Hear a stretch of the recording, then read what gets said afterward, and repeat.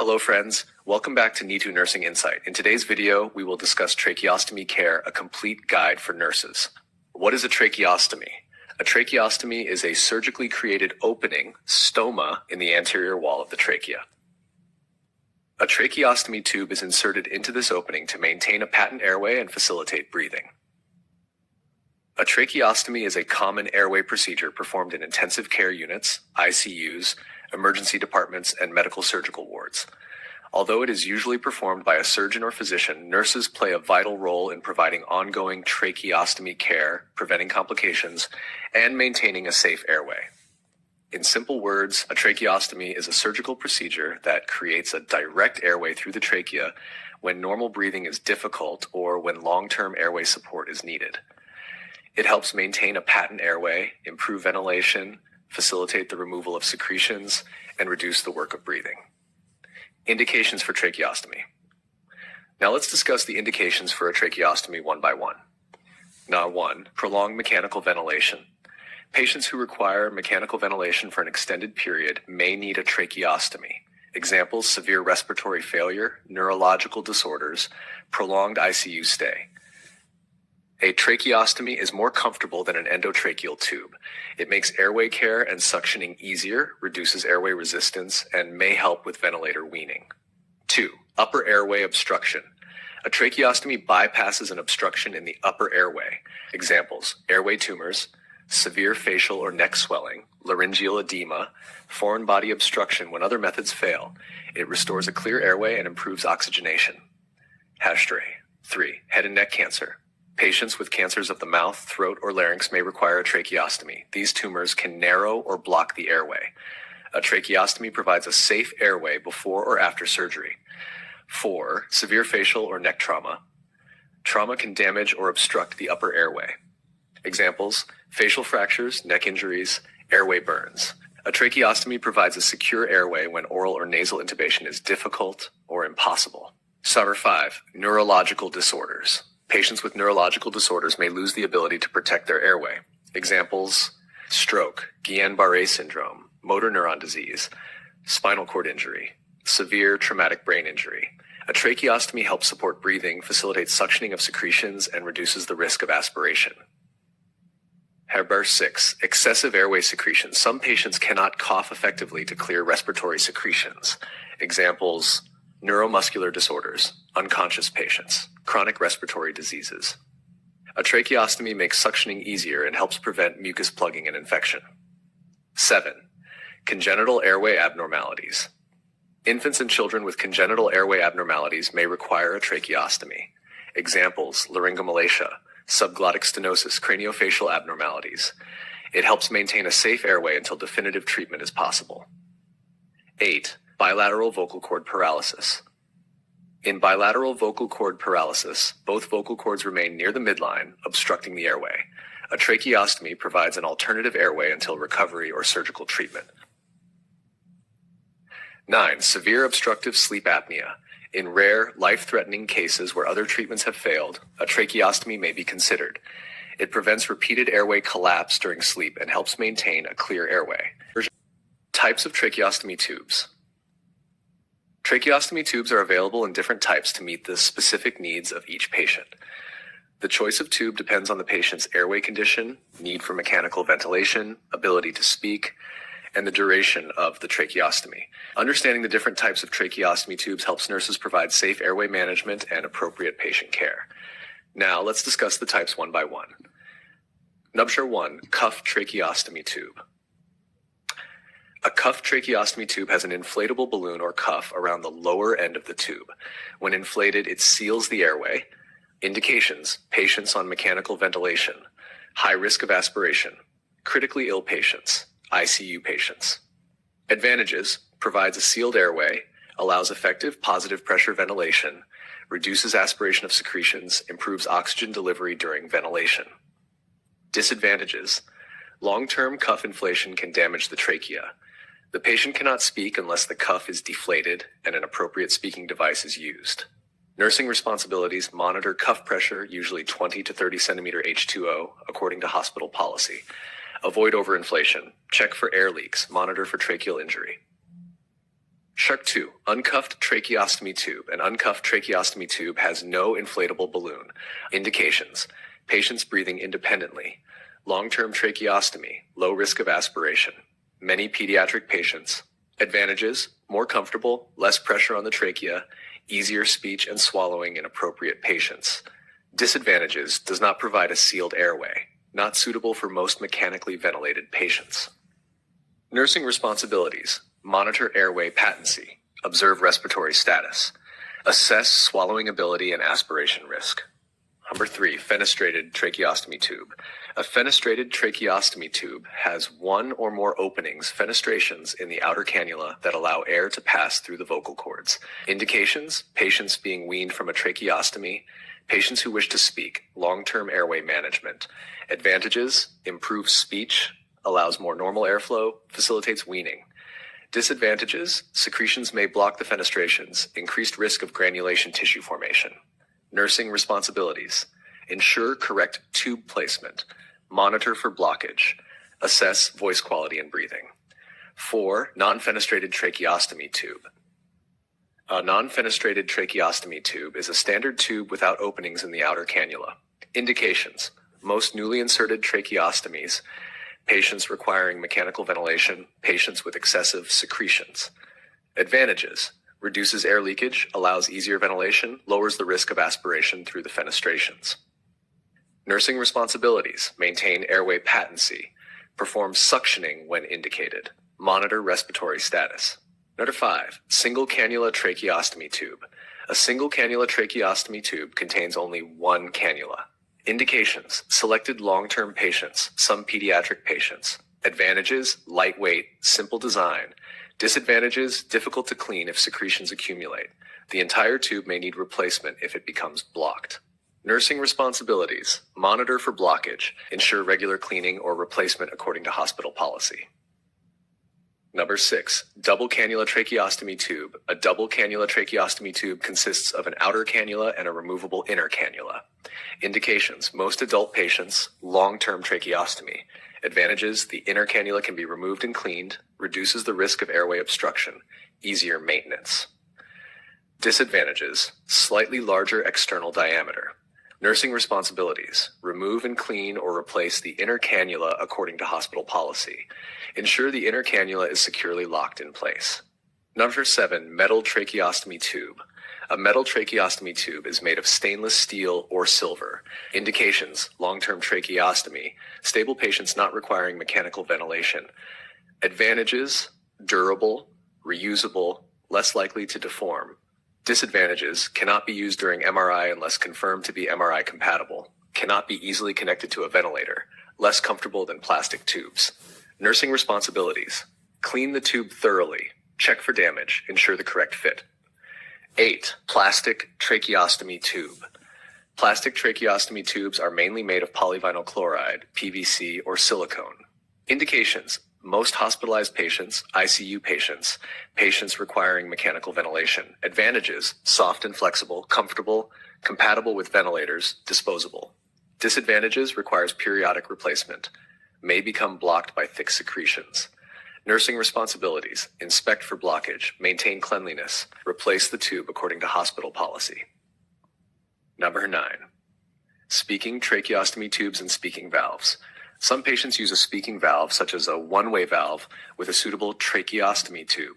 Advantages: allows speech, improves communication, enhances quality of life. Nursing responsibilities: ensure the cuff is fully deflated before applying a speaking valve if a cuff tube is being used. Monitor for respiratory distress. Assess the patient's tolerance. Key nursing points for tracheostomy tubes: know the type and size of the side of the tracheostomy tube. Check whether the tube is cuffed or uncuffed. Monitor cuff pressure when applicable. Keep a spare tracheostomy tube of the same size and another one size smaller at the bedside. Clean or replace the inner cannula according to hospital policy. Maintain strict aseptic technique during tracheostomy care. Monitor for airway obstruction, infection, bleeding, and accidental decannulation. Parts of a tracheostomy tube. A tracheostomy tube consists of several parts that work together to maintain a patent airway, facilitate ventilation, allow suctioning, and ensure patient safety. Every nurse caring for a patient with a tracheostomy should be able to identify each part and understand its function. Now let's discuss the parts one by one. Star 1. Outer cannula. The outer cannula is the main body of the tracheostomy tube. It is inserted into the trachea and remains in place to maintain the airway. Functions: maintains a patent airway, provides a passage for airflow, supports the inner cannula, serves as the main tube for ventilation. Nursing responsibilities: ensure the tube is properly secured with tracheostomy ties, observe for displacement or accidental decannulation, check for blockage or damage. Number 2. Inner cannula. The inner cannula is a removable tube that fits inside the outer cannula. Functions: collects secretions, can be removed for cleaning or replacement, helps prevent airway obstruction. Advantages: easy to clean, reduces the need to replace the entire tracheostomy tube if the lumen becomes blocked with secretions. Nursing responsibilities: remove and clean or replace it according to hospital policy, lock it securely after reinsertion, assess for mucus plugs. Number 3. Flange. Neck plate. The flange, also called the neck plate, is the flat plate that rests against the patient's neck. Functions: stabilizes the tracheostomy tube, prevents excessive movement, contains openings for attaching tracheostomy ties, usually displays the tube size and manufacturer. Nursing responsibilities: inspect the skin under the flange, keep the area clean and dry, ensure the flange lies flat against the neck. Number 4. Tracheostomy ties, neck ties. Tracheostomy ties are soft straps used to secure the tube around the patient's neck. Functions: hold the tube in place, prevent accidental displacement. Nursing responsibilities: ensure the ties are secure but not too tight. One finger should fit comfortably between the tie and the neck. Replace soiled ties using aseptic technique. Stir 5. Cuff, present only in cuff tubes. The cuff is an inflatable balloon around the lower end of the tracheostomy tube. Functions: creates a seal inside the trachea, enables effective positive pressure ventilation, helps reduce aspiration in selected patients. Nursing responsibilities: monitor cuff pressure according to hospital policy, commonly 20 to 30 centimeters H2O. Avoid overinflation. Assess for cuff leaks and signs of tracheal injury. Number 6. Pilot balloon. The pilot balloon is a small external balloon connected to the cuff. Functions: indicates whether the cuff is inflated, allows inflation and deflation of the cuff. Nursing responsibilities: check that it inflates and deflates properly. Never puncture or clamp the pilot balloon tubing. 7. Inflation valve. The inflation valve is a one-way valve attached to the pilot balloon tubing. Functions: allows air to be injected into or removed from the cuff using a syringe. Prevents accidental air leakage. Nursing responsibilities: use the appropriate syringe and technique. Monitor cuff pressure after adjustment. Straight 15 millimeter universal connector. The 15 millimeter universal connector is located at the top of the tracheostomy tube. Functions: connects the tube to a ventilator circuit, connects to a manual resuscitation bag, ambu bag, connects to humidification devices, connects to oxygen delivery systems. Nursing responsibilities: ensure all connections are secure. Disconnect only when clinically indicated. Number 9. Obturator. The obturator is a smooth, rounded guide inserted inside the outer cannula during tracheostomy tube insertion. Functions: guides the tube safely into the trachea, reduces trauma to the stoma during insertion. Important point: the obturator is used only during tracheostomy tube insertion and must be removed immediately after the tube is in place. Nursing responsibilities: ensure the obturator is removed immediately after insertion. Keep it with the spare tracheostomy tube for emergency reinsertion if needed. Quick review of the parts. Outer cannula, main tube that remains in the trachea. Inner cannula, removable tube for cleaning. Flange, neck plate, secures the tube against the neck. Tracheostomy ties, hold the tube in place. Cuff, inflatable balloon for ventilation, cuff tubes only. Pilot balloon indicates cuff inflation status. Inflation valve used to inflate or deflate the cuff. 15 millimeters universal connector, connects to oxygen, ventilator, or ambu bag. Obturator, used only during tracheostomy tube insertion. Key nursing points: know the type and size of the tracheostomy tube. Ensure the inner cannula is clean and securely locked. Monitor cuff pressure in cuffed tubes. Inspect the skin around the flange for redness or breakdown. Ensure the tracheostomy ties are secure. Keep a spare tracheostomy tube of the same size, one size smaller, and an obturator at the bedside. Monitor for tube blockage, displacement, bleeding, and infection. Equipment required for tracheostomy care. Now, let's discuss the equipment required for tracheostomy care. Before performing tracheostomy care, nurses should gather all the necessary equipment to maintain aseptic technique, ensure patient safety, and prevent complications. Number 1, hand hygiene supplies, soap and water or alcohol-based hand rub. Number 2, personal protective equipment, PPE, clean gloves, sterile gloves, surgical mask, eye protection, or a face shield if there is a risk of splashing, gown if required. 3, tracheostomy care supplies, sterile tracheostomy care tray, sterile bowl or sterile container, sterile normal saline 0.9% sodium chloride, sterile gauze swabs, pre-cut sterile tracheostomy dressing or non-fibrous cotton-tipped applicators if permitted by hospital policy, sterile forceps if required, clean or sterile inner cannula if disposable, or supplies to clean and reassemble the inner cannula. Number 4, tracheostomy ties, new tracheostomy ties. 5, suction equipment, suction machine, sterile suction catheter of the appropriate size, connecting suction tubing, sterile water or sterile normal saline for flushing the suction catheter if required. Number 6, oxygen equipment, oxygen source, humidification device if prescribed. 7, monitoring equipment, pulse oximeter, stethoscope. 8, waste disposal supplies, waste disposal bag, biomedical waste container. 9, documentation sheet or electronic medical record. Emergency equipment at the bedside. Emergency equipment should always be available at the patient's bedside. It includes spare tracheostomy tube of the same size, one tracheostomy tube one size smaller, obturator, manual resuscitation bag, ambu bag with an oxygen connection, emergency oxygen equipment. Nurses' responsibilities in tracheostomy care. Nurses have important responsibilities before, during, and after tracheostomy care to ensure patient safety and prevent complications. Before the procedure, nurses should assess the patient and prepare for tracheostomy care.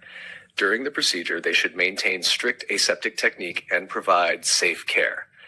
After the procedure, they should reassess the patient, document the care provided, and continue monitoring. Now let's discuss the nursing responsibilities one by one. Nurses' responsibilities. Before tracheostomy care. 1, verify the physician's order. Confirm the physician's order for tracheostomy care. Check for any specific instructions related to suctioning, dressing changes, or cuff management to ensure the procedure is performed correctly according to the treatment plan. Identify the patient correctly. Use at least 2 patient identifiers according to hospital policy to prevent patient identification errors. 3, explain the procedure to the patient. Explain the procedure and describe what will be done. Inform the patient that coughing may occur during the procedure. Reassure the patient to reduce anxiety and promote cooperation. 4, provide privacy and position the patient. Maintain the patient's privacy and place the patient in the semi-Fowler's or Fowler's position unless contraindicated. This improves lung expansion and provides better access to the tracheostomy site. 5, perform hand hygiene and wear PPE. Perform hand hygiene and wear the appropriate personal protective equipment, including gloves, a surgical mask, eye protection if needed, and a gown if required, to prevent the transmission of microorganisms. 6, gather all required equipment. Collect all the necessary equipment before starting the procedure to avoid interruptions. 7, assess the patient. Perform a complete assessment before beginning tracheostomy care. Respiratory assessment, respiratory rate and pattern, work of breathing, chest expansion, oxygen saturation, SpO2, breath sounds, airway assessment, airway patency, presence of visible secretions, need for suctioning, tracheostomy assessment, tube position, tube security, stoma condition, skin integrity, drainage, cuff pressure, if the tube is cuffed, presence of any air leak. This assessment helps identify any problems before starting the procedure. Hampshire 8, assess the need for suctioning. Suction only when clinically indicated, such as coarse breath sounds, visible secretions, ineffective cough, increased work of breathing, decreased SpO2. This helps avoid unnecessary airway trauma. 9, ensure emergency equipment is available. Ensure that emergency airway equipment is available at the bedside for immediate use if required. Nurses' responsibilities during tracheostomy care. 1. Maintain strict aseptic technique. Use sterile supplies appropriately and avoid contamination of the inner cannula and dressings to reduce the risk of infection. SHAR. 2. Monitor the patient continuously. Observe the patient's respiratory rate, oxygen saturation, SpO2, skin color, level of comfort, signs of respiratory distress. Continuous monitoring allows early detection of deterioration. 3. Perform suctioning safely. If suctioning is required, insert the catheter without applying suction. Apply suction only while withdrawing the catheter. Limit each suction pass to 10 to 15 seconds. Allow the patient to recover between passes. This minimizes hypoxia and airway trauma. Remove the soiled dressing. Remove the dressing carefully and observe the amount, color, and odor of the drainage. 5. Inspect the stoma. Assess the stoma for redness, swelling, bleeding, purulent discharge, foul odor, skin breakdown, granulation tissue. Early assessment helps identify complications. 6. Clean the stoma properly. Use sterile normal saline to clean the stoma, wiping from the stoma outward. Use a new gauze for each wipe to prevent contamination. 7. Clean or replace the inner cannula. Clean reusable inner cannulas according to hospital policy or replace disposable inner cannulas. Ensure the inner cannula is securely locked after reinsertion. 8. Apply a new sterile dressing. Apply a pre-cut sterile tracheostomy dressing. Do not cut regular gauze as loose fibers may enter the airway. 9. Change the tracheostomy ties if needed. If the ties require changing, keep the tracheostomy tube secure at all times. Ensure one finger fits comfortably between the tie and the patient's neck to prevent pressure injury while maintaining tube security. 10. Reassure the patient. Communicate with the patient throughout the procedure. Encourage slow, relaxed breathing if the patient becomes anxious to improve comfort and cooperation. 11. Watch for complications. Monitor for oxygen desaturation, respiratory distress, bleeding, tube displacement, airway obstruction, bradycardia during suctioning. Prompt recognition and intervention can be life-saving. Nurses' responsibilities after tracheostomy care. 1. Reassess the patient.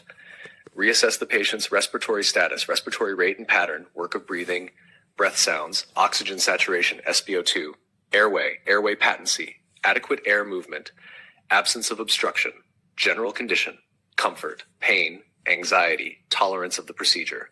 This confirms the effectiveness of the care provided. 2. Reassess the tracheostomy site. Check that the dressing is clean and dry. The tracheostomy ties are secure. There is no active bleeding. There is no new redness or swelling. Praher 3. Ensure equipment is ready. Ensure that the suction machine is functioning. Oxygen is available. Emergency equipment is at the bedside. All tubing is properly connected. 4. Dispose of used equipment properly. Dispose of waste according to biomedical waste guidelines. Remove PPE safely and perform hand hygiene. 5. Provide patient education. Educate the patient to avoid pulling on the tracheostomy tube, report difficulty breathing, report bleeding or increased secretions. Understand the importance of humidification and adequate hydration. 6. Document completely. Document date and time, assessment findings, suctioning performed, stoma condition, dressing change, tie change if performed, characteristics of secretions, patient's response, any complications and interventions. Accurate documentation ensures legal compliance and continuity of care. Key nursing points. Maintain a patent airway at all times. Airway management is the first priority. Use strict aseptic technique, especially during suctioning and stoma care. Suction only when clinically indicated. Keep emergency equipment readily available, including a spare tracheostomy tube, obturator, suction equipment, oxygen, and an ambu bag.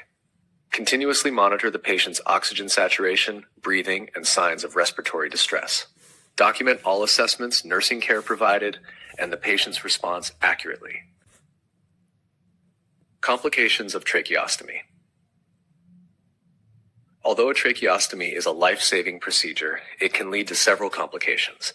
Nurses play a vital role in recognizing these complications early and initiating appropriate interventions to improve patient safety. Tracheostomy complications are broadly classified into immediate or early complications and late complications. Immediate or early complications. Bleeding, hemorrhage. Bleeding may occur immediately after the procedure or during tracheostomy care. Nursing responsibilities. Monitor the tracheostomy site for bleeding. Report excessive or persistent bleeding to the physician immediately. Number 2, infection. Infection can occur at the tracheostomy site if proper aseptic technique is not maintained. Nursing responsibilities. Observe for redness, swelling, warmth, pain, or purulent discharge. Perform regular tracheostomy care using strict aseptic technique. Number 3, tube obstruction, blocked tube. The tracheostomy tube may become blocked by thick secretions or mucus plugs, leading to airway obstruction.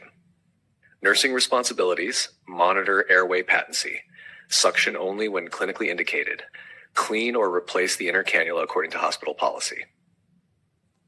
4. Accidental decannulation. Accidental decannulation occurs when the tracheostomy tube becomes dislodged. Nursing responsibilities. Keep the tracheostomy tube secure. Notify the physician immediately if accidental decannulation occurs. 5. Subcutaneous emphysema. Subcutaneous emphysema occurs when air leaks into the tissues beneath the skin around the neck and chest. Signs: swelling, crackling sensation, crepitus under the skin. Nursing responsibilities. Monitor for swelling and crepitus. Report the findings immediately. 6. Pneumothorax. Pneumothorax occurs when air enters the pleural space, causing partial or complete lung collapse. Signs: sudden shortness of breath, chest pain, decreased breath sounds, low oxygen saturation. Nursing responsibilities. Monitor respiratory status closely. Report signs of pneumothorax immediately. Number 7. Aspiration. Aspiration may occur in patients with impaired swallowing, ineffective cough, or neurological disorders. Nursing responsibilities. Assess swallowing ability. Position the patient appropriately during feeding. Observe for coughing or choking while eating or drinking. 1. Tracheal stenosis. Tracheal stenosis is the narrowing of the trachea due to scar tissue formation. Signs: difficulty breathing, noisy breathing, reduced airflow. Nursing responsibilities. Monitor respiratory symptoms. Report persistent breathing difficulties. Number 2, tracheomalacia. Tracheomalacia is the weakening and collapse of the tracheal wall. Signs: difficulty breathing, airway collapse, persistent cough.